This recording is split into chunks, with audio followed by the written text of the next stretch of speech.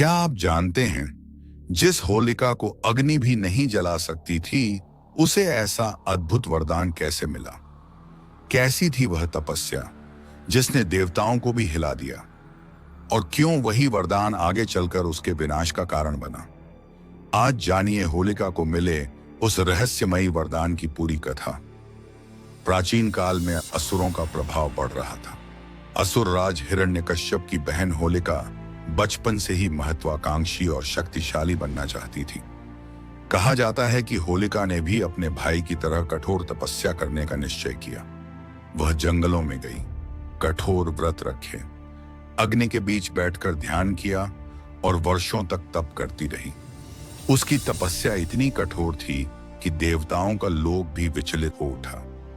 आखिरकार उसकी भक्ति और तप से प्रसन्न होकर सृष्टिकर्ता ब्रह्मादेव प्रकट हुए। उन्होंने होलिका से वर मांगने को कहा।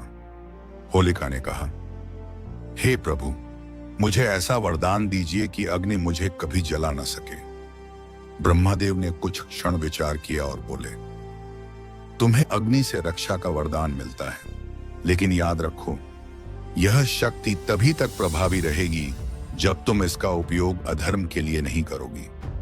ब्रह्मादेव ने उसे एक दिव्य अग्नि रोधी वस्त्र भी प्रदान किया, जिसे ओढ़ने पर अग्नि उसका कुछ नहीं बिगाड़ सकती थी।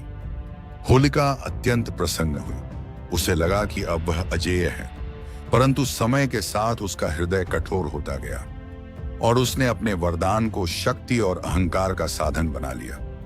यही वह वरदान था जो आगे चलकर उसके जीवन का कारण भी बना और अंत का कारण भी। संदेश: ईश्वर से मिली शक्ति तभी तक रक्षा करती है जब तक उसका उपयोग धर्म और न्याय के मार्ग पर किया जाए।